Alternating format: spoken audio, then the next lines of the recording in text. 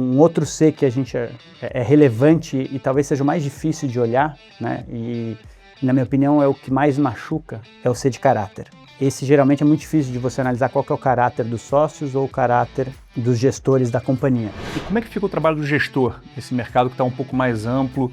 Como é que é o seu processo de seleção entre essas empresas que são AAA, empresas que talvez estejam começando a acessar o mercado de capitais?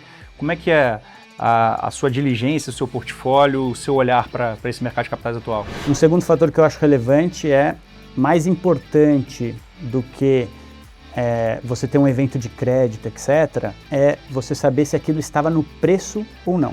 O risco-retorno continua bem precificado ou esse excesso de capital, de alguma maneira, fez com que os spreads fossem bastante achatados? Na realidade, eu acho que a maior reajuste de spread no mercado de infra vai ocorrer quando e se os juros caírem, que aí o benefício tributário vai começar a ficar menor, você vai ter que recompor no spread. Quem tiver nos fundos em CDI vai sofrer. Quais são os setores que você tem focado mais? Você falou que não gosta muito dessa pergunta, tipo, setor eu prefiro transmissão, que é óbvio, tranquilo. Mas onde que está o melhor risco-retorno hoje na sua leitura?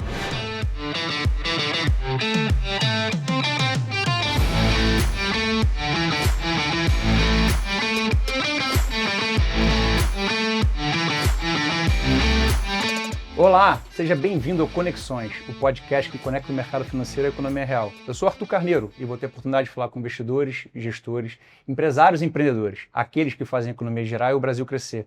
Se conecte com a gente, entenda como as conexões aceleram os investimentos.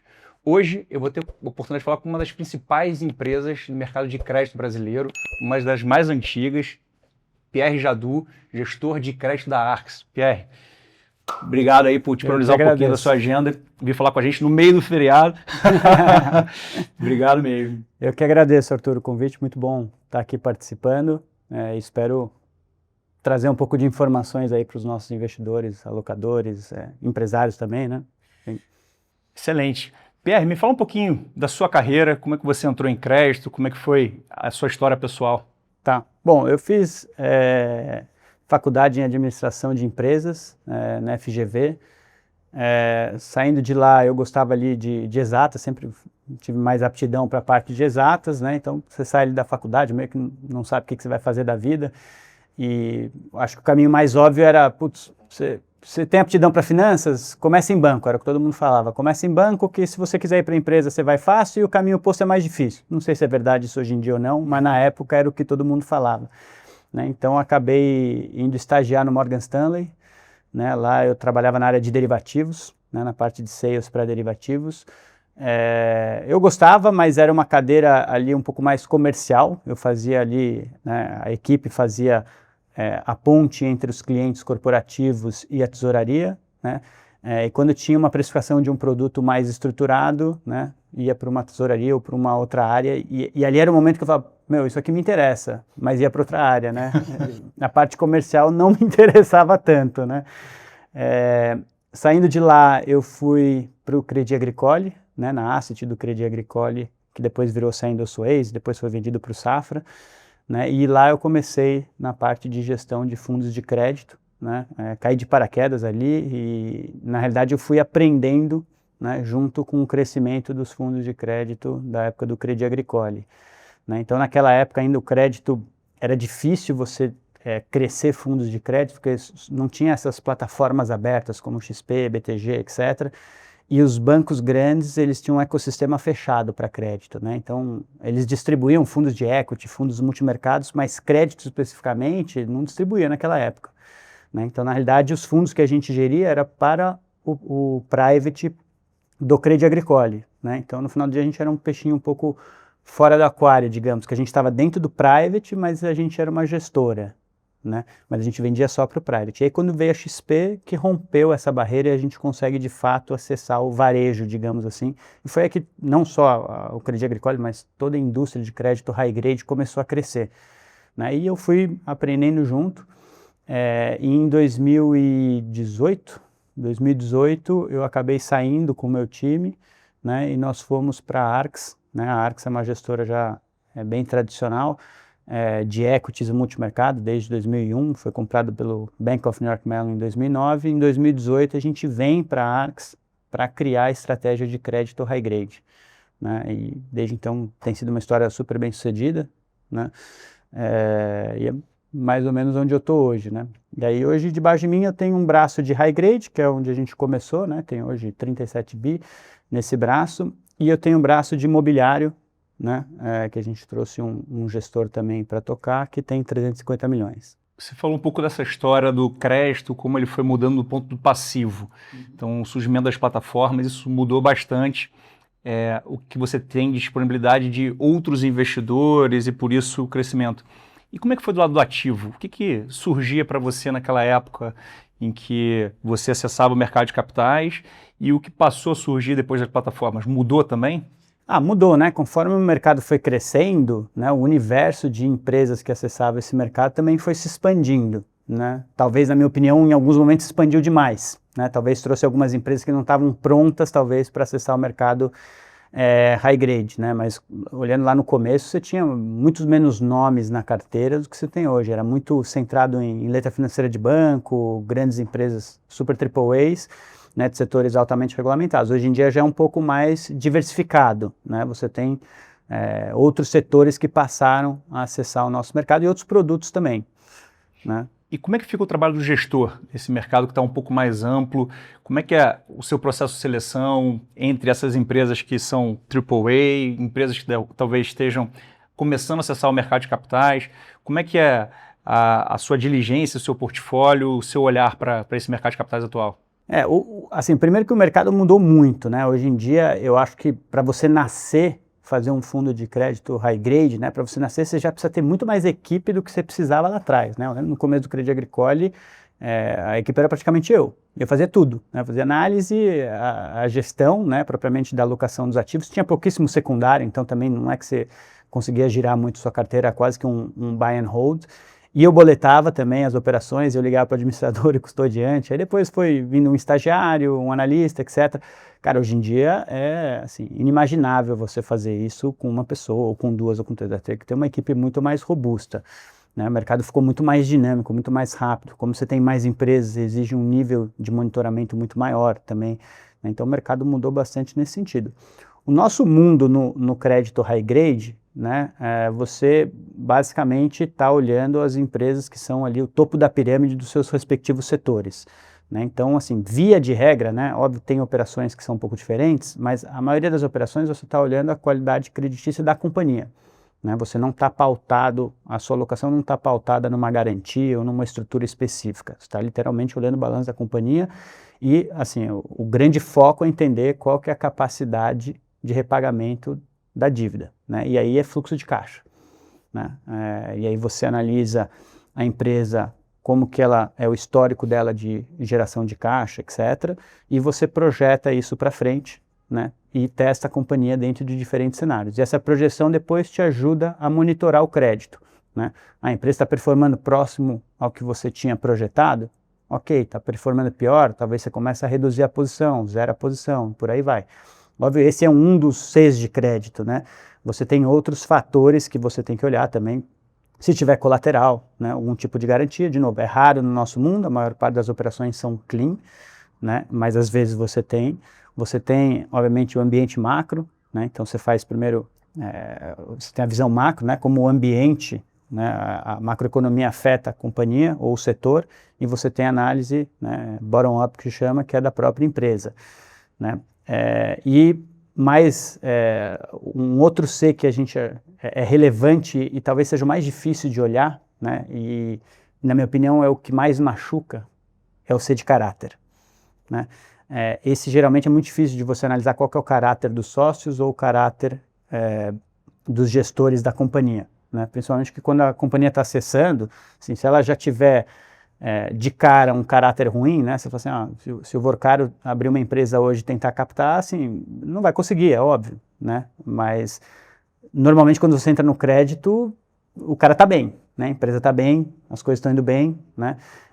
E é difícil você saber qual que é o caráter dele. E a gente aprendeu, infelizmente, a duras penas aí, seja com a Americana, seja com Light, né? Unigel e algumas outras empresas que a gente teve problema, que, assim, você tem um problema de crédito normal, né? O problema é, na hora que dá o problema, qual que vai ser a reação do outro lado?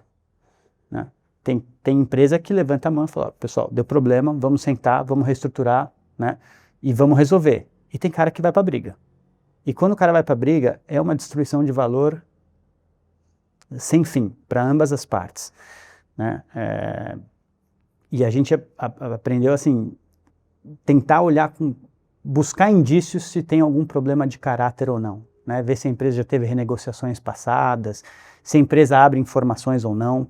Né? Isso é uma coisa que, por exemplo, a gente aprendeu com Americanas. Né? Falar, eu sabia que ia ter fraude, etc. Não sabia, ninguém sabia, porque senão alguém estaria super short em Americanas. Né?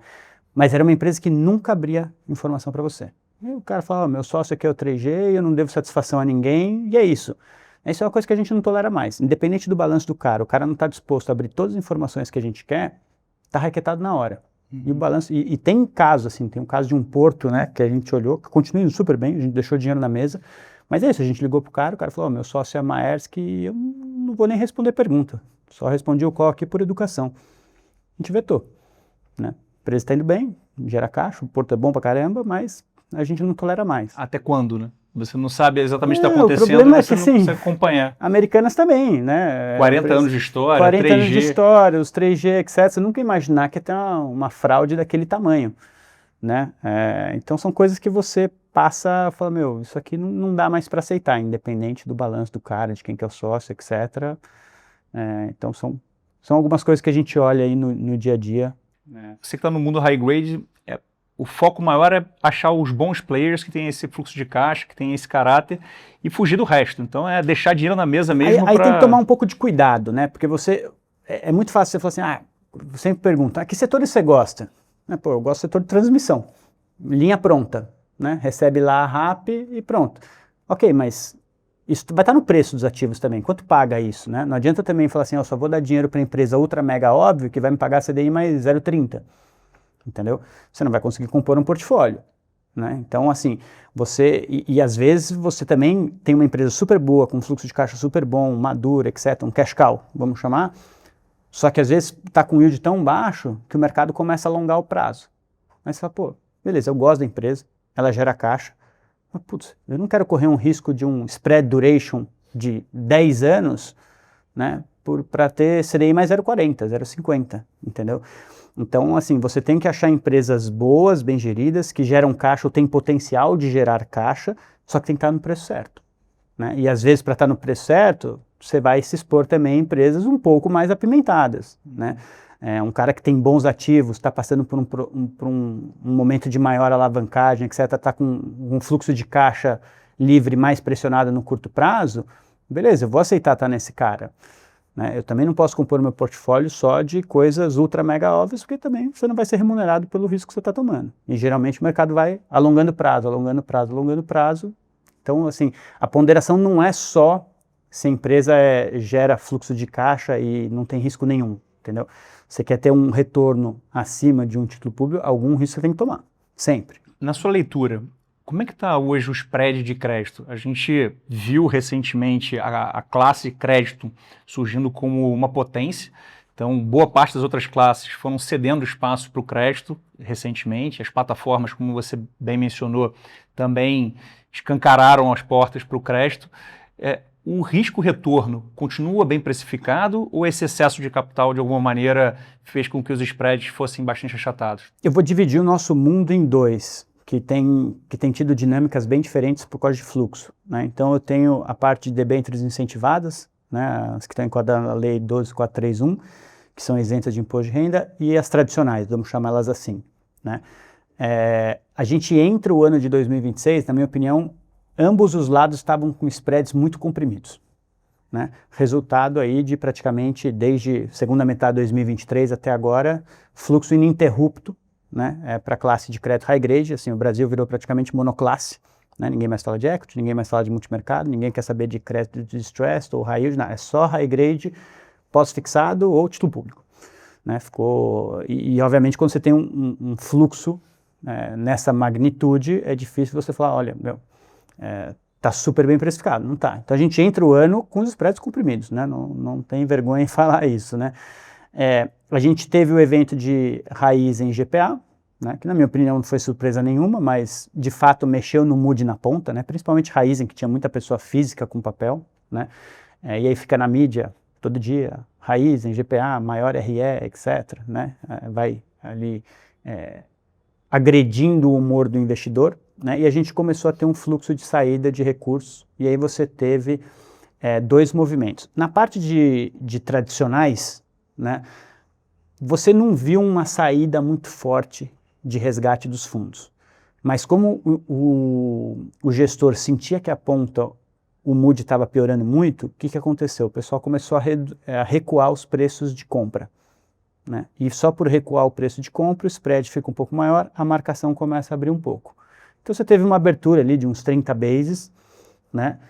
Só que como o resgate não veio depois, ou não veio de maneira significativa, né? Veio, mas assim, comparado com o que a gente captou como indústria nos últimos 3 anos, foi um pouco relevante, né?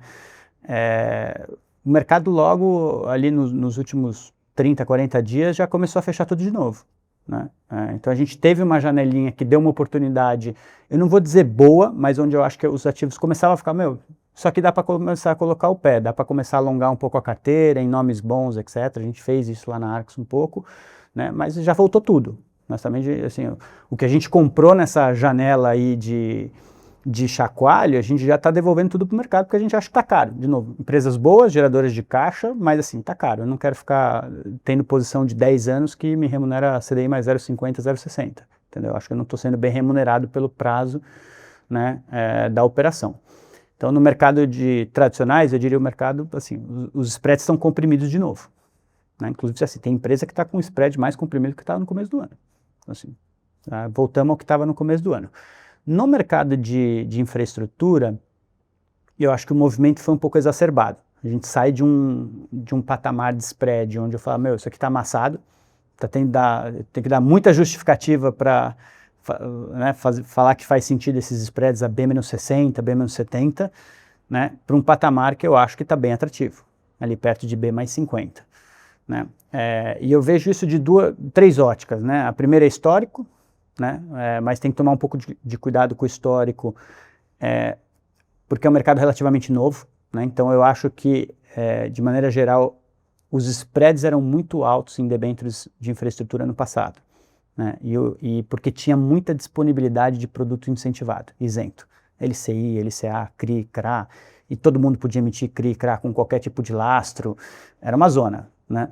E quando o mercado apertou o cerco ali, né, o governo, desculpa, apertou o cerco e limitou os lastros, ficou com muito menos disponibilidade de produto isento. E aí eu acho que o mercado começou a corrigir, né, essa arbitragem que tinha, né? Então eu não acho que o mercado deveria voltar para o que era antigamente, né? Então tem que tomar um pouco de cuidado nesse olhar histórico de spreads de infra, né? Eu acho que hoje em dia tem menos disponibilidade de ativo isento e eles vão ficar mais caros, eles vão ficar mais próximos dos ativos não isentos, né, que é o que deveria ser. E é normal, assim, ter spreads negativos, às vezes o pessoal já fala, isso aqui é uma loucura. Não é. Se você pegar mercado lá fora também, produtos que não pagam imposto de renda, às vezes vão ter spreads negativos, porque você tem que comparar, né, fazer o gross-up para comparar, ver se faz sentido ou não. Então, assim, tem essa parte histórica, depois eu acho que você tem que olhar sempre com os seus maiores competidores, aqui é LC e LCA. Né? E LCI e LCA hoje estão pagando muito menos do que pagavam antes. Né? Você pega uma LCI e LCA de um grande banco hoje, paga 80%, 82% do CDI.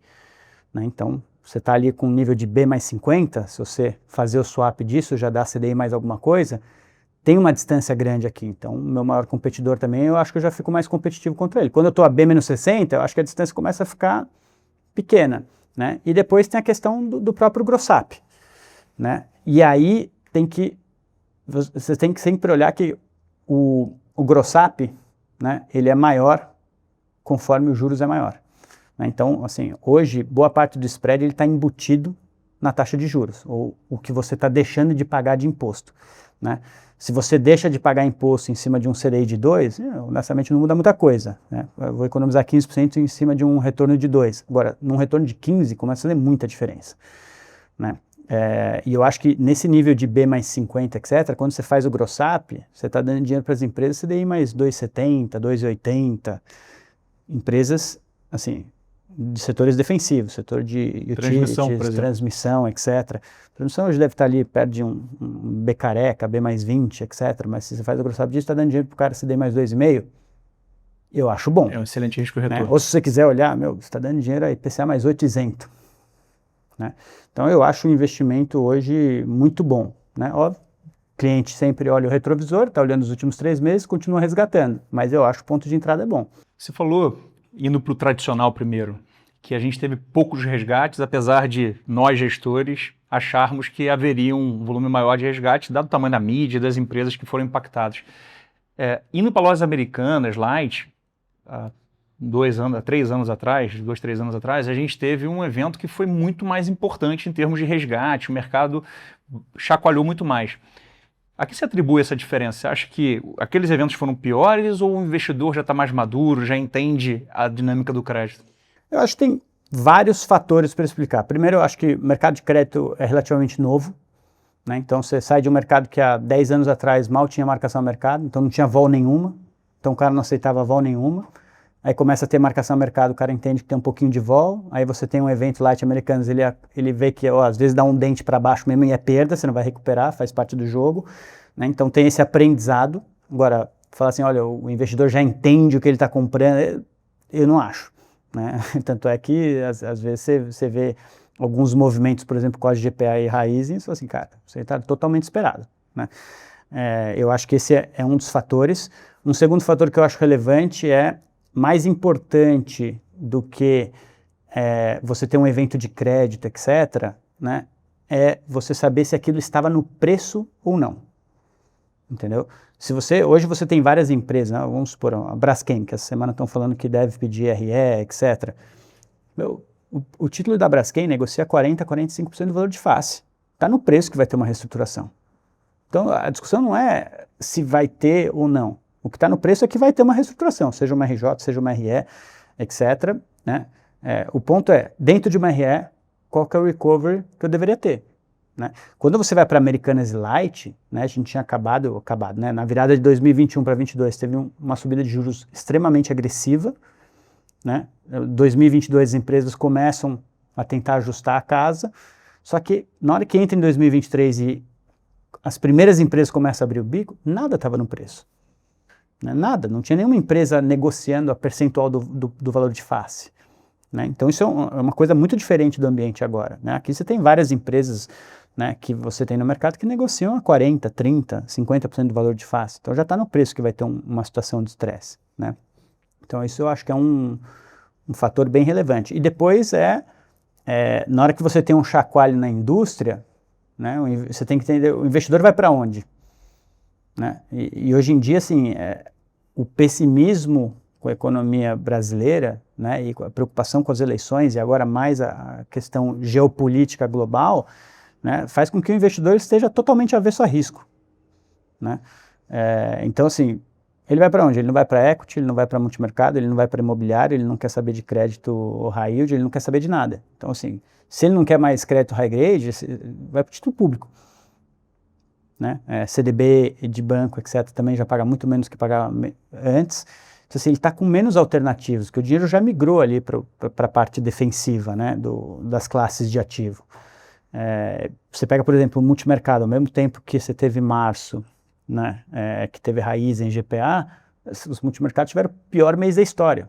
Né? Estavam começando a se animar com o multimercado, é isso. Então, o cara fica meio, bom, o cara do multimercado está caindo lá 5%, 10%. Tá bom, perdi 0,5% aqui, porque o gestor tinha um pouco de Raizen e GPA. Eu acho que ele vai ficando um pouco mais anestesiado. Quase sem alternativa. Exatamente. E olhando para frente, o cenário é esse, né? A gente tem eleições que parecem turbulentas, eu acho que não tem nenhum cenário de mudança relevante que vá resolver o problema fiscal do Brasil até agora. A gente tem, geopolítico super bagunçado, então 2 guerras simultaneamente acontecendo e nenhuma perspectiva clara de que isso vai acabar ou se resolver.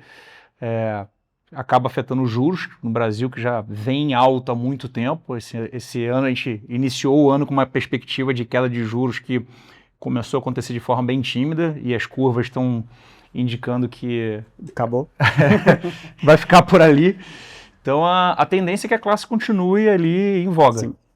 Eu acho, assim, de novo, eu acho que as discussões de alocação no Brasil, né, não sei dizer se globalmente é assim, eu acho que é muito menos, mas elas parecem ser muito binárias, entendeu? É assim, o cara te pergunta o que é o investimento da hora, né? É o crédito, é a ação, é o multimercado. Eu não vejo quase nenhuma discussão sobre uma construção de um portfólio diversificado, né? Você também tem ali alocações excessivamente, na minha opinião, voltadas a não quero pagar imposto. Mas vê isso na parte de fundo exclusivo, eles colocaram come-cotas nos fundos exclusivos, os caras começaram a desmontar fundo exclusivo e falaram, o que eu vou comprar agora? Não, faz um fundo de infraestrutura. Peraí, você tinha uma carteira diversificada com várias classes de ativo, aí você sai de todas as classes, vai para uma só classe de ativo, né? Eu estou me beneficiando disso, né? Porque eu sou gestor de crédito, mas eu acho louco, né? Só para não pagar imposto. Ou seja, você tem uma carteira diversificada, você foi para um negócio totalmente concentrado numa classe só para não pagar imposto. Assim, a decisão está pautada em pagar ou não pagar imposto. Né? Umas coisas meio loucas. Em vez de, assim, discutir qual que é o meu perfil de investidor. Eu sou um cara conservador, eu sou um cara agressivo, eu sou um cara moderado. Tá bom. Dentro de cada perfil, quanto que eu tenho que ter de cada classe de ativo? Né? Então, assim, a discussão não é se agora é o momento de comprar equity ou não, se é mercado comprar crédito high grade ou não, ou distress ou não. É mais, eu acho que você deveria olhar para o seu perfil e falar quanto que eu tenho que ter em cada classe de ativo, para em janelas de 10, 20 anos, né, eu ter retornos bons frente ao risco que eu estou tomando. Né? E aqui não, aqui é uma discussão binária. Assim, agora é todo mundo para crédito high grade, agora é todo mundo para CDB de banco, agora é todo mundo para equity, etc. E aí, quando faz isso, o que faz? Ele faz quando está na euforia. Então o cara está sempre comprando quando está caro e ele panica quando está barato. Entendeu? Assim, eu sou gestor de crédito, mas eu tenho poucas dúvidas que as maiores assimetrias de risco hoje não estão no crédito. Não está 3 anos recebendo um fluxo boçal, é óbvio que as maiores assimetrias não estão aqui. Né? Dentro do meu pequeno universo, né? Ele não é pequeno, mas dentro do meu universo, eu acho que a melhor opção ali passou a ser as debêntures de infraestrutura. Mas assim, não é minha especialidade, mas eu acho que eu tenho poucas dúvidas que você deve ter assimetrias muito boas, por exemplo, em distressed debt aqui no Brasil. Com a quantidade de RJs que estão tendo de empresa, deve ter muita oportunidade de fazer negócio legal.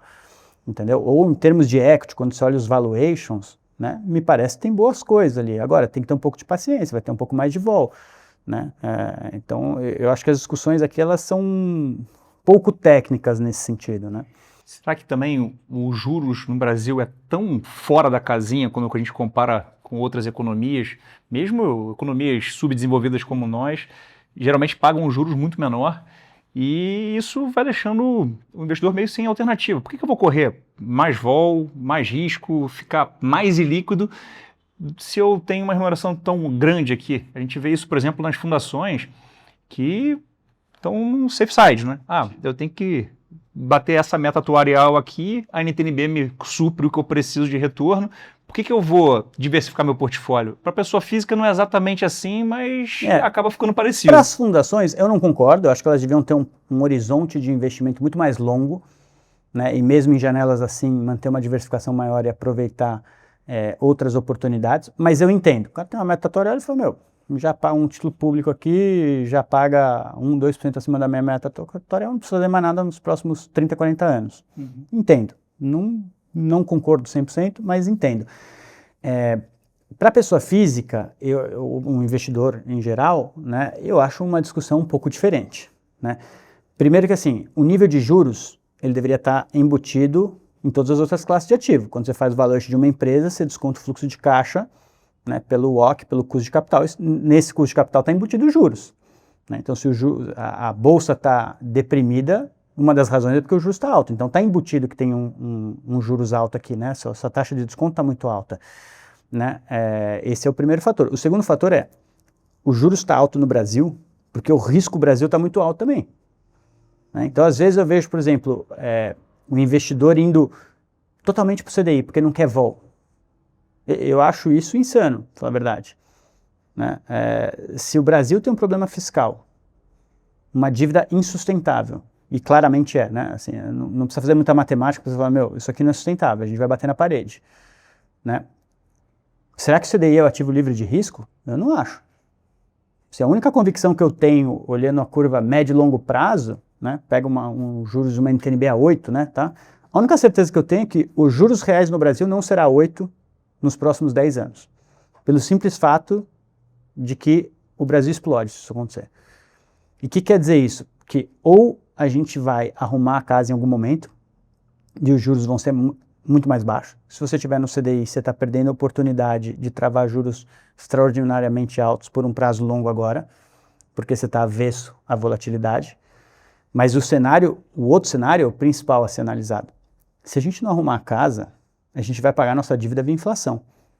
E se a gente pagar nossa dívida via inflação, quem está no CDI não está mais blindado. O cara que está no CDI vai perder dinheiro, independente de estar com o CDI a 15, que a inflação vai ser muito mais alta. Né?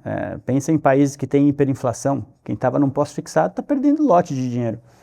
Então, num cenário desses, eu prefiro estar... Se você está com medo do Brasil, cara, o pessoal devia estar indo para títulos indexados à inflação. Né? O ativo livre de risco são os NTNBs, na minha opinião. Não o CDI. Né? Então fica uma noia por causa de vol, só que vol é uma medida de risco, mas não é o único risco que tem. A gente está no ano eleitoral e tem 2 principais candidatos e nenhum deles ainda levantou a bandeira com força da eficiência fiscal, de uma postura mais contida do lado fiscal. Pelo contrário, até quem está no poder agora está pisando no acelerador, como todo mundo fez no passado em um momento eleitoral, mas pisando com força no acelerador e deixando o fiscal cada vez mais frágil dentro do Brasil. Então, talvez o investidor tenha que entender um pouco do seu discurso. Cara, vamos olhar o que tem de inflação e, como você colocou, a debênture de infra pode unir as duas coisas, né? A isenção mais a inflação e um momento de spread um pouco mais interessante. Debênture de infra é um bom instrumento, né? Porque mesmo se você tiver uma inflação muito alta, você garante, né, um retorno real pós-IR, né? Porque também se você tiver uma NTNB a 7 e uma inflação de 50, boa parte do seu ganho vai ser comido por tributação, né? Em cima de inflação. Né? Então, é um bom investimento para se defender desse cenário. Agora, eu expandiria meu horizonte de investimento. Né? Eu acho que você não tem que estar com seu patrimônio 100% no Brasil.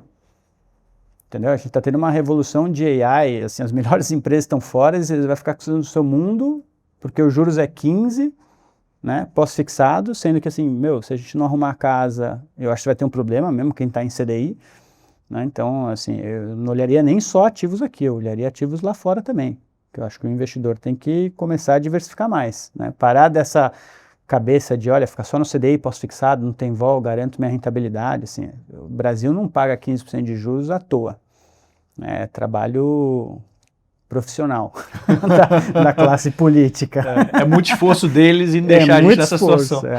Exatamente. E as empresas pagam essa conta no final das contas. Não só nós todos aqui dentro da economia pagando imposto para poder pagar juros, mas elas têm que arcar com esse custo de capital super elevado. E olhando para uma empresa high grade, ela também sofre muito com isso. Claro que o custo de capital é menor, os spreads talvez sejam bem baixos pelo movimento do que a gente falou, mas esse 15% próximo disso agora do CDI pesa de uma forma geral, né? Pesa para a empresa no custo de capital dela e pesa também para a contraparte que iria comprar algum produto dela. No final das contas, você deprime a demanda total da economia, dificultando ali a atuação daquela empresa. Como é que você entende que é o cenário atual? Essas RJs, REs que têm surgido tão vinculadas a isso, tem um cenário macro por trás ou são casos pontuais?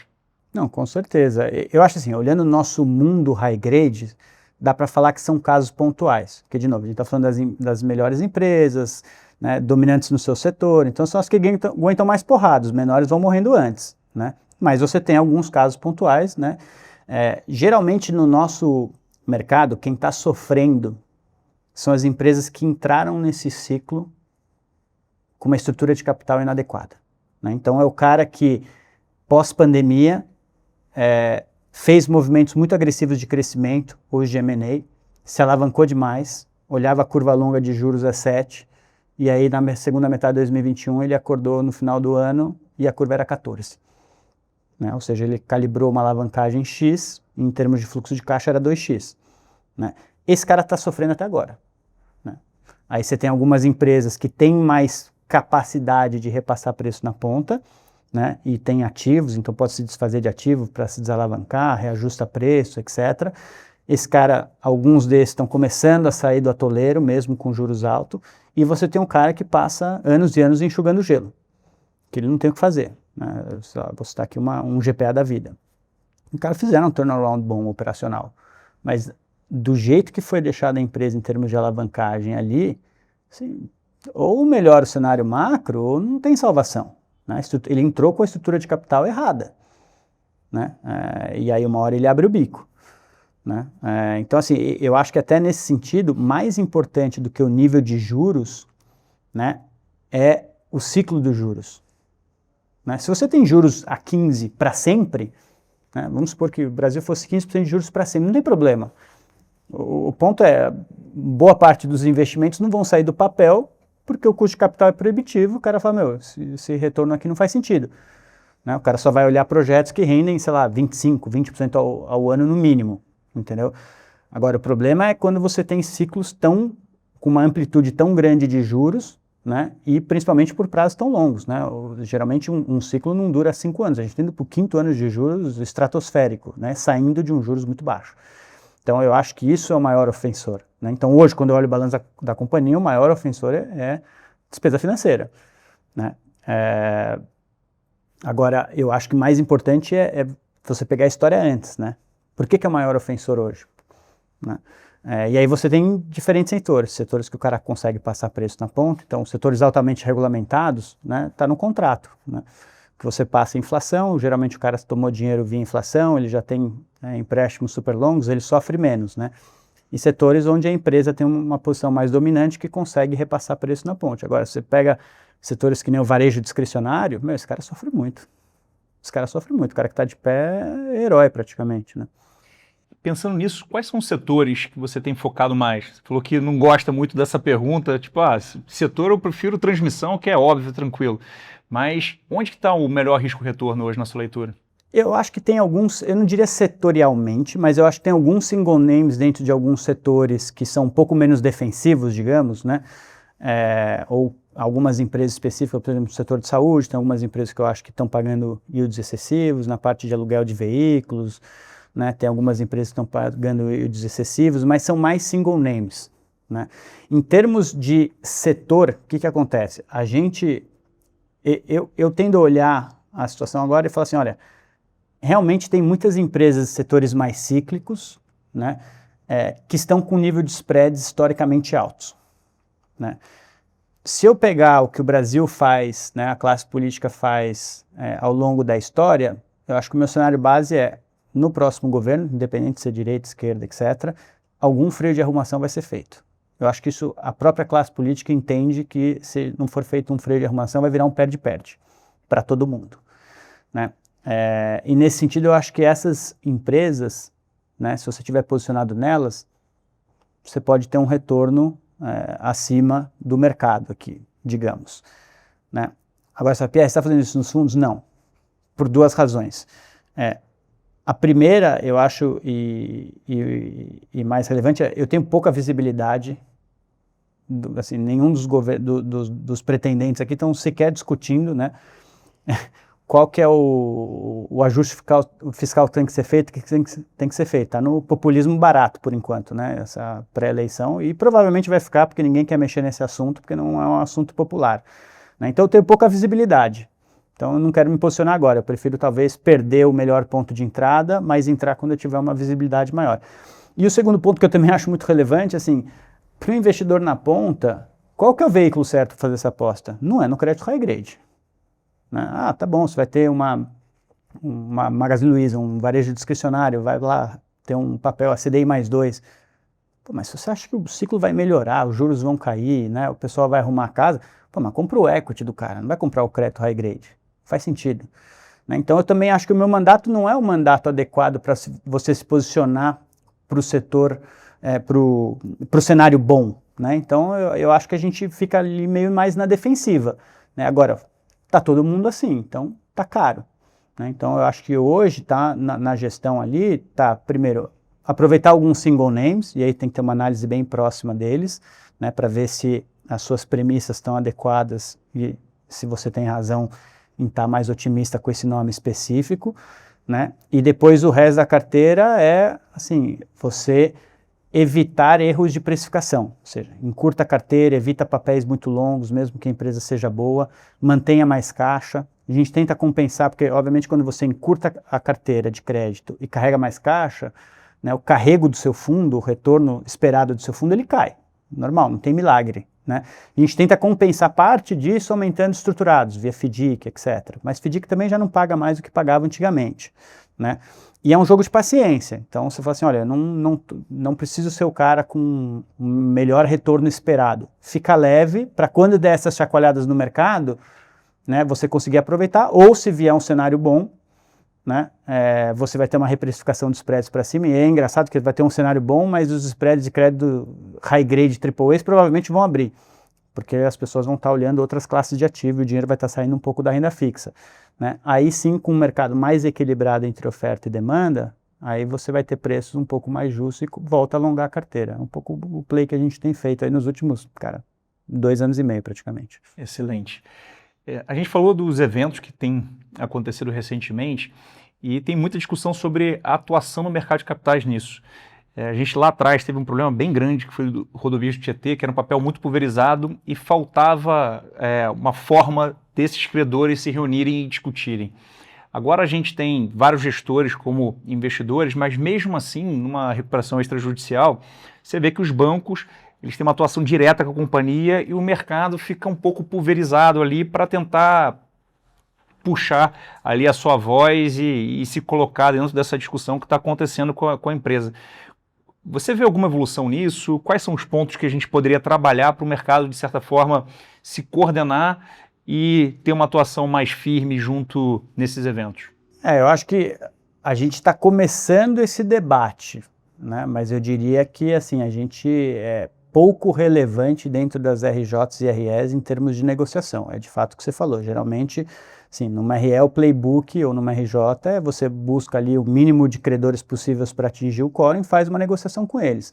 Agora, a jurisprudência no Brasil, nesse sentido, é muito ruim, muito fraca, né? Por várias razões. Primeiro que eu acho que, assim, casos onde os credores tomam a empresa quase não existe no Brasil, são raríssimos, né? Nos Estados Unidos é uma coisa muito mais fácil de fazer. Né? Putz, o equity value está perto de zero, ou está negativo, meu irmão. O acionista perdeu a companhia, os credores assumem, sanam a companhia, né, automaticamente quando se converte em dívida e depois vende. Ainda mais se for uma empresa listada com ações ou com uma marca boa, etc. Né? Isso é extremamente difícil de fazer no Brasil. Eu lembro, a gente teve muito com os assessores jurídicos da operação, eu tive muito essa discussão em Light. Né? Eu falei assim, para mim tinha 2 opções ali, ou a gente toma uma companhia, né? Tá bom, quanto que tem que converter em equity? Converte e pronto, wipe out nos acionistas, né? E a gente tem uma empresa sanada e depois vende para um operador, né? Ou simplesmente, que era um que todo mundo tinha medo de seguir, que é, devolve a concessão. Né? Teoricamente, você tem que ser ressarcido pelos investimentos não depreciados, e isso cobria toda a dívida. Então, devolve para o governo a concessão, me paga e o acionista fica a ver navios aqui. Né? Só que você não tem jurisprudência, não tem histórico. Né? Então, você fica nesse mundo de, putz, isso aqui pode virar um precatório, ou você não vai conseguir fazer isso, você não vai conseguir a aprovação da ANEEL, não vai conseguir a aprovação do judiciário, etc. Né? O judiciário é muito pró-devedor aqui no Brasil. Né? E depois você tem ali pouca proteção, né, entre classes. Né? A gente teve um case ali de crédito que, por exemplo, a gente estava tendo um tratamento super desigual entre credores, né? Basicamente os bondholders se uniram com a companhia e entubaram na gente uma RE assim, bizarra, era assim, dando tudo certo, eles tinham um recovery de 110% e a gente tinha um recovery de 10%. Era nesse nível, a gente era a mesma classe de credor, surreal. E chegou um ponto que a gente questionava os assessores, mas, o juiz não consegue ver isso aqui? Assim, a gente é da mesma classe de credor, como pode ter um tratamento tão diferente, né?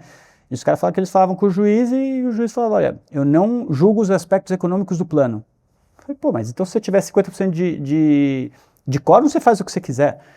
Né? E aí é o que você está vendo, o playbook que você vê direto aqui, né? Que é os bancos se juntam, né? E se precisar de algum outro credor relevante, e coloca um plano onde geralmente ele se coloca como credor parceiro. E às vezes o credor parceiro, você nem consegue ser credor parceiro, porque para ser credor parceiro você tem que fazer risco sacado, fiança, etc., que você como fundo não pode fazer, ou no caso de GPA agora, você tem que dar dinheiro e ainda colocar um cheque mínimo, acho que era não sei quantos milhões, 12 milhões, 14 milhões, assim, uma pessoa física não pode participar. Então são as coisas que você deve, assim, primeiro, não tem jurisprudência, não deveria ser aceito, na minha opinião, né, no judiciário, né, não me parece razoável. Né. Como classe, eu acho que a gente tem que começar a discutir um pouco melhor esse tipo de situação quando a gente escreve uma escritura de uma debênture, né. Tem tido muitas discussões, por exemplo, olha, outra coisa que acontece muito lá fora geralmente quem paga os assessores é a empresa, né. Então começar a criar fundos de reserva para se tiver um problema já está, pelo menos o começo dos assessores jurídicos e financeiros já esteja pago, né? Coisas do gênero. Aqui, assim, os últimos anos o que a gente fez foi praticamente tática de guerrilha, né? Abria a assembleia e não encerrava ela, né? Falou, não, vamos, marca a próxima reunião semana que vem e vai jogando semana para frente para nunca encerrar a assembleia. Por quê? Porque se encerrar a assembleia e tiver que tomar uma decisão relevante, tem que chamar a assembleia, demora X dias, né? Então, assim, umas coisas que você fala, cara, não faz sentido nenhum, né? Então, são coisas que eu acho que se a escritura tiver, né, regras diferentes já pré-estabelecidas no começo, fala, olha, num eventual estresse, né, você pode criar um comitê de credores para tomar decisão mais rápida, coisas do gênero, né, cuidar muito com os quórums, principalmente debêntures de infraestrutura, né, tem que ter quórums que, pelo menos em segunda chamada, tem que valer quem está lá, porque senão você tem umas situações que você não consegue tomar decisão, porque você não consegue juntar as pessoas dentro de uma assembleia, né. Então acho que talvez começar pelo menos tendo essa discussão pré-emissões, né, deixar um pouco mais robusta a parte de escritura, e depois como classe, né, gestores, etc., talvez terem discussões de tentar mudar um pouco essa jurisprudência ao longo do tempo, mas eu acho que aí é uma coisa que demora bastante, né. Demora para o mercado se adaptar e mesmo assim é difícil acho que quando a gente começou Conexões, estava conversando sobre isso, os credores têm cabeças muito distintas, os gestores pensam de forma distinta. E eu tive essa experiência muito negativa em AgroGalaxy. Eu sentava com vários outros pares e eu não conseguia colocar a minha visão, que é uma empresa que precisava de funding, eu acho que o grande ativo dela era ter um funding mais barato, e o negócio dela era meio financiar o setor como um todo.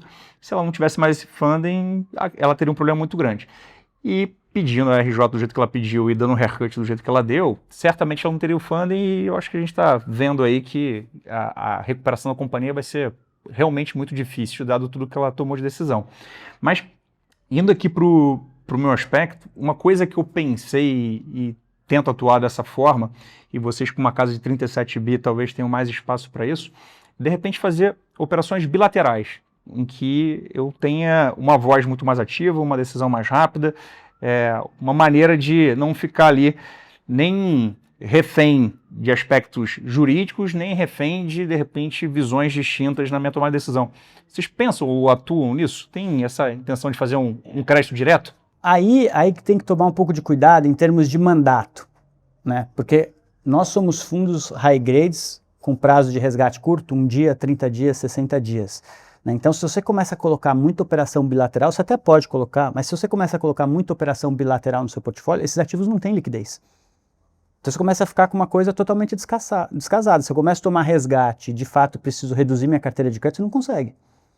Você teve, eu não vou citar nomes, mas você teve gestoras de FDIC, por exemplo, que tiveram fundos que tiveram que fechar, né, para resgates, porque era isso, ela tinha muitos FDICs que ela tinha originado ela mesma, ela era o único funding daquela fintech, daquele case específico.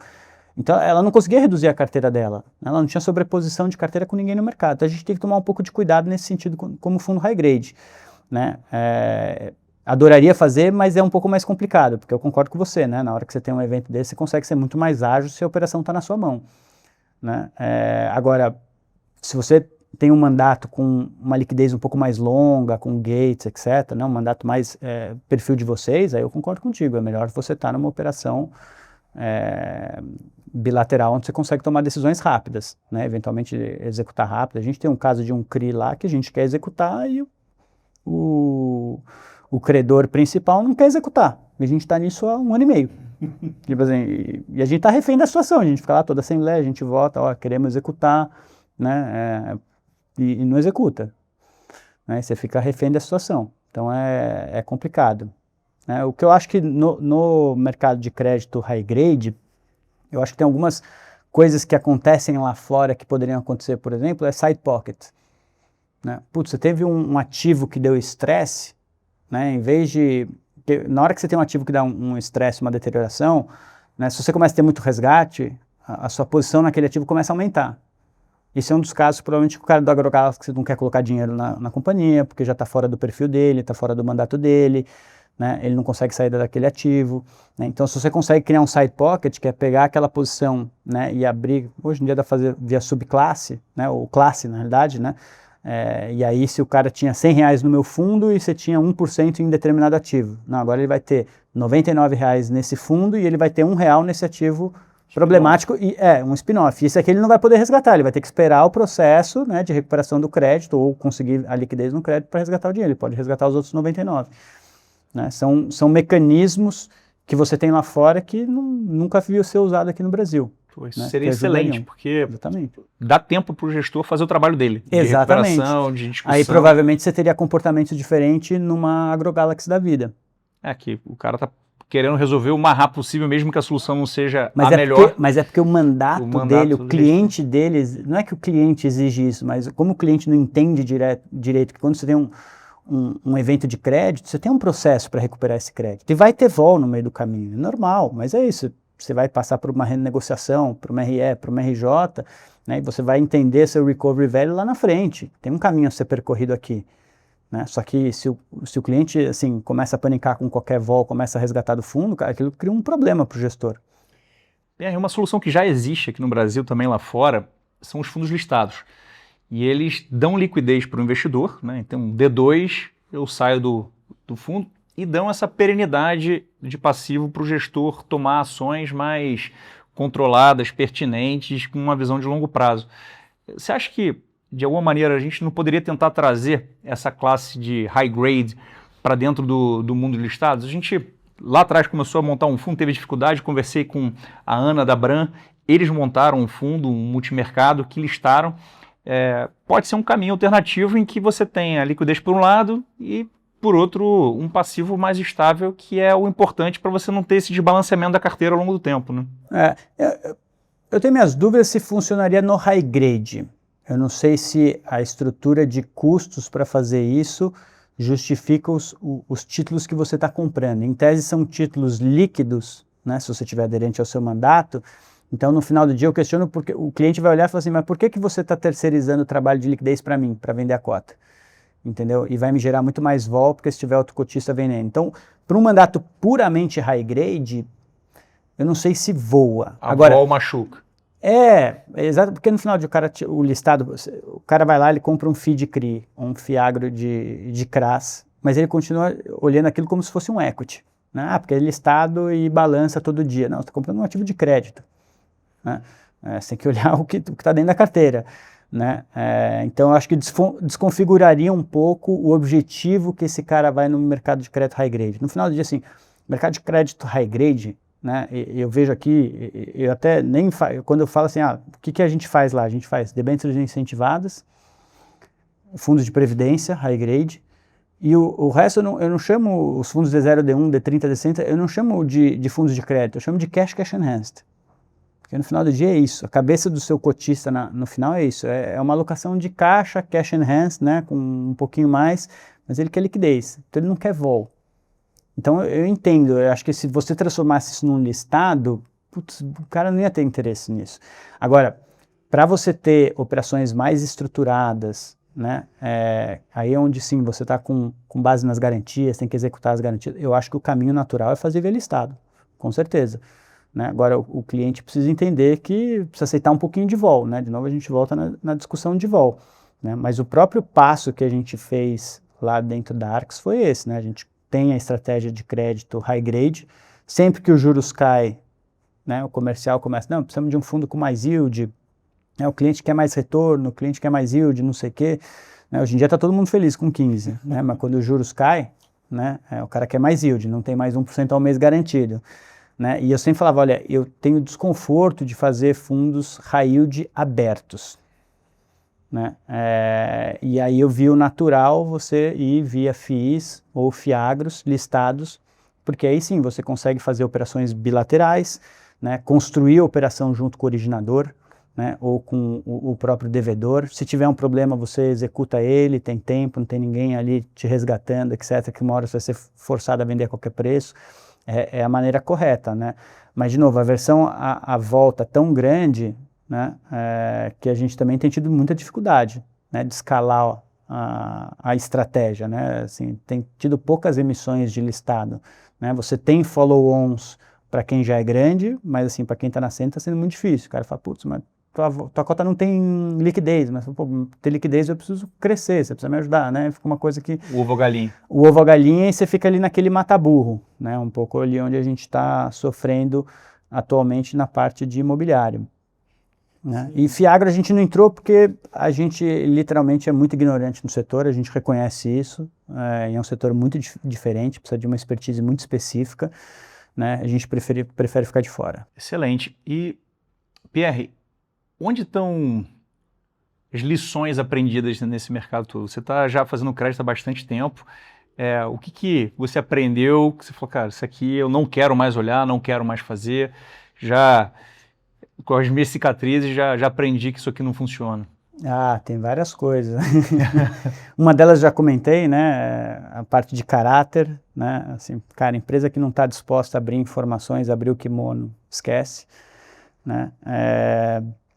Tem alguns setores que eu acho que honestamente a gente prefere ficar de fora hoje em dia, né, pegar varejo discricionário também, a gente só apanhou, todas as alocações que a gente fez foram desastrosas e é um setor muito cíclico, muito delicado, margens muito baixas, difícil de ver o balanço, muito dependente de capital de giro, então assim, o cara é totalmente asset light, na hora que dá problema, assim, vale pó, não tem nada para te dar, né? Então é um setor que a gente não gosta mais para crédito, a gente não, hoje em dia não tem absolutamente nada na carteira, né? Acho também que, assim, isso a gente sempre fez muito bem, né? A parte de precificação, né? Evitar ali, ficar sempre alongando a carteira quando os spreads estão amassados, alonga a carteira. Meu, você tem um papel de 10 anos, se o papel abrir 10 bases, Machuca. ele cai 1%. Só que seu carrego era, sei lá, 0,5%. Nossa, vai demorar mais de um ano para recuperar essa quedinha de 10 bases, que não é nada, uma quedinha de nada, né? Então não compensa, né? Às vezes, quando o mercado está mais comprimido, né, os spread pickups entre os papéis para diferentes prazos começa a ficar muito pequeno, não faz sentido. Às vezes é melhor aceitar um retorno mais baixo, né? Um pouco que eu falo para a equipe em mercados que nem o atual, na parte de tradicionais, assim, eu falo para eles, meu, se você está em primeiro quartil, alguma cagada você está fazendo. Ou você está alongando demais, ou você está alongando demais seu portfólio, ou você está baixando a régua num cenário super complicado. O cara que está baixando a régua, beleza, se o Brasil fizer o dever de casa, pode se dar bem, mas, de novo, acho que está no veículo errado. Mas o cara que está alongando vai se machucar. Então, são cenários que, às vezes, você precisa falar, meu, mira um segundo quartil, por aí, e espera o momento para pular para o primeiro quartil. E o momento vem. E quando ele vem, você consegue aproveitar a janela. A gente aproveitou, isso a gente fez muito bem no final de 2024, que deu uma chacoalhada, né, quando soltaram lá a isenção de IR para R$5.000, até o mercado de crédito deu uma estressada, a gente aproveitou, durou pouco, porque a gente durou um mês e no mês seguinte já voltou todos os spreads, mas a gente pula de segundo, terceiro quartil para primeiro em um mês, ou seja, eu carreguei o ano todo ali sofrendo, falei, pô, teu fundo tá no meio da tabela, e eu já pulo para o primeiro quartil, né, e esse começo de ano também, mesma coisa, fizemos. Então, assim, às vezes tem que ter um pouco de paciência, né? E é difícil porque você tem na ponta um cotista que geralmente ele é curtoprazista, entendeu? E será que aquele evento que a gente estava conversando antes das debêntures de infra, então relacionado a dois pontos que você colocou agora, esse investidor que é pouco paciente e o fato por estruturalmente as debêntures de infra serem longas. Então, tivemos agora o movimento dos spreads e isso acaba machucando bastante em termos de remarcação, porque eu estou falando de papéis de 10, 15 anos, o que é um horizonte natural para a infra, mas que machuca ali na marcação do mercado no dia a dia, né? A gente inclusive, assim, a gente fechou nossos fundos de debêntures incentivadas redeados, né? Porque o mercado está indo muito para debênture incentivada, que é um produto em IPCA, teoricamente, longo, com vol, etc., só que ele quer o produto redeado. Né? E, de novo, é um negócio que eu acho que o cliente na ponta, ele ainda não tinha entendido o risco que ele estava correndo. Beleza, os setores são anticíclicos, super defensivos, né? O prêmio por ter isenção é bom, só que os papéis são muito mais longos. Então, quando os spreads variam, chacoalha muito. Só que ele passou 3 anos fechando spread... Chacoalhou para cima. Que chacoalhou para cima e ninguém fala nada. Né? Assim, você pegar os fundos redeados, deram 17,5% ao ano faz 2 anos. O negócio virou, a gente brinca lá, virou quase uma cocaína. Né? Assim, e eu ia nas reuniões com o cliente, eu falava, olha, você está olhando o retrovisor, não vai dar CDI mais 2 isento para frente, não tem como. Não tem como repetir essa queda de spread. Provavelmente nunca na história você vai ter de novo, né? Porque, como eu falei, você tem muito menos produtos isentos hoje e provavelmente o governo em algum momento vai cortar ainda mais os produtos isentos. Né? Então não vai ter. Cara, e eu falava, toma cuidado, porque na realidade eu acho que a maior reajuste de spread no mercado de infra vai ocorrer quando e se os juros caírem. Que aí o benefício tributário vai começar a ficar menor, você vai ter que recompor no spread. Quem tiver nos fundos em CDI vai sofrer, né? Cara, eu falava isso na reunião, eu saía, o cara dobrava a boleta. Falei, pô, o Pierre vai fechar o fundo, a porta rápido. Falei, cara, não é possível. É isso, e aí, no final de 2024, a gente fechou os fundos redeados, não para defender o cotista do fundo, porque geralmente fala, você fechou porque o mercado está amassado. Esse negócio de você fechar o fundo para defender o cotista porque o mercado está amassado, se os papéis são marcados a mercado, eles ficam amassados também. Não é isso que vai defender o cotista, né? Você fecha o fundo para defender o cotista quando o fundo está crescendo muito rápido e você fala, olha, eu estou amassando o mercado para conseguir alocar esse volume de dinheiro que está entrando. Né? Como a gente é uma asset maior, né, é difícil você ter um volume de captação que você fala, meu, é muito relevante para o meu fundo. Né? Quando você tem um fundo de 1 bi e você captou 1 bi, assim, você tem 50% de caixa para alocar. Agora, você tem 20 bi, você captou 1 bi, você pode ficar sem fazer nada. Tá bom, entrou lá 5% de caixa, né? Tem tempo para alocar. Né? Então, só que em 2024 a gente fechou o fundo para defender os cotistas que queriam entrar no fundo. Que eu falava, olha, o cara que está entrando agora, ele vai ter uma experiência ruim. Porque ele está entrando com uma expectativa irreal, que não vai se concretizar. O carrego dos fundos naquela época, né, final de 2024, já era abaixo do CDI. Então eu falava, meu, provavelmente eu vou te entregar 95% do CDI. E você acha que eu vou te entregar 120%. Você vai se frustrar. E quando o mercado abrir, você ainda vai ter um retorno abaixo do CDI, você vai ficar puto comigo. Então eu prefiro não ter esse cliente hoje e ter esse cliente daqui 2, 3 anos. Né? Então a gente fechou os fundos. Agora a gente reabriu todos, porque a gente acha os spreads bons, mas ninguém mais quer entrar nos fundos. Está sempre anticiclo. É sempre assim, mas faz parte. Faz parte. Excelente. Para a gente fechar, eu queria fazer aquelas perguntas tradicionais, indicação de livro, de vídeo, seja ele um podcast, seja um filme ou um short, para a gente poder aprender um pouquinho mais de alguma coisa que você tenha visto ou lido e gostado. Olha, de livro, acho que um livro que eu acho que traz bastante reflexões sobre o que é o Brasil hoje, né, é A Revolta de Atlas, né, que mostra ali uma sociedade distópica praticamente americana, onde, né, os políticos ali vão defendendo seus amigos, etc., sempre contra o empreendedor é tratado como um vilão, etc., né, e de repente os empreendedores começam a sumir da sociedade. Né? E eu acho que é um pouco o que eu vejo, assim, um empresariado sofrendo aqui no Brasil, né? Assim, cara, o cara que é empresariado aqui, ele é um herói. Ele é um herói, porque, assim, ele tenta construir o dele contra tudo e contra todos. E ele ainda é tratado como vilão. Né? E às vezes eu escuto, não, o Brasil não tem como dar errado, porque é rico em recursos naturais, etc. Mas, assim, é exatamente o que o livro passa. O recurso mais importante não é o natural, são as pessoas. Né? E se você cria incentivos perversos na sociedade, né, você mina essas pessoas, né, de conseguirem criar, né, e desenvolver a sociedade. Né, e você acaba com a sociedade na mão de pessoas que estão pensando só no próprio umbigo, nos próprios interesses. né, que é exatamente o que você vê ali na classe política. Né? Então o livro retrata exatamente isso. Né? Então eu acho que é um livro super bom, super bom. Então eu recomendo fortemente e dá para fazer vários paralelos com o que a gente vê na sociedade hoje. De filme, se for uma coisa mais voltada para o mercado financeiro, sei lá, eu gosto daquele filme The Big Short, né? Eu acho que mostra um pouco como as crises elas vão dando sinais devagar, mas quando ela chega é do nada. Né? E geralmente, como gestor, às vezes me perguntam, pô, mas o que você faz quando vem esse chacoalhão, essa crise, não sei o quê? E eu sempre falo, cara, 90% do seu resultado nesse chacoalhão, ele vem do que você fez antes. Na hora do chacoalhão, cara, se você estiver mal posicionado, você está vendido. Não é o que você vai fazer no meio do chacoalhão, é você estava pronto na hora que você entrou no chacoalhão. Se você estiver bem posicionado, você aproveita. Se você estiver mal posicionado, você vai apagar incêndio. Né? Acho que eu recomendaria esse filme.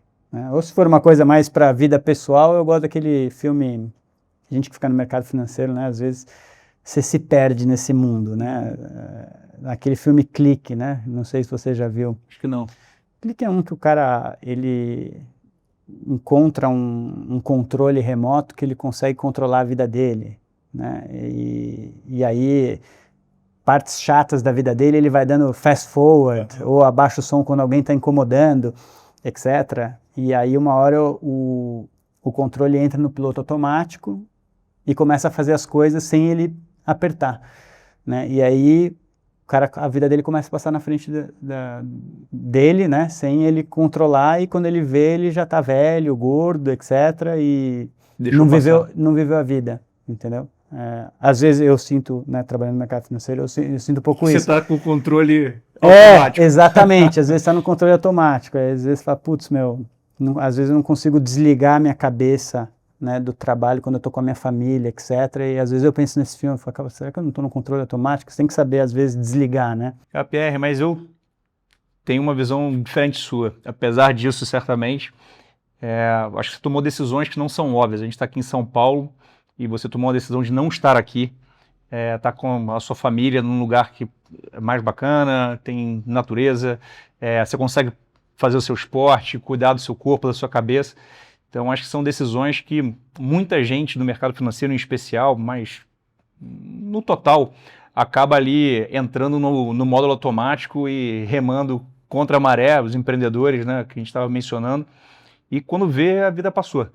Então, acho que eu tento seguir um pouco disso que você faz também, de, cara, deixa eu ter o meu espaço, deixa eu ter o meu ambiente, deixa eu criar a minha família do jeito que eu acredito. Não é saber, você saber focar e aproveitar cada momento da sua vida, mesmo nos momentos difíceis. Né? Mesmo quando você tem problema, mas pô, na hora que você chegar à noite ali, pôr sua filha para dormir, cara, você não pode estar com a cabeça nos seus problemas. Curte aquele momento, né? Aquele momento ele não vai se repetir. Os problemas vão passar. E sempre vão ter. Novos problemas, novas dores de cabeça.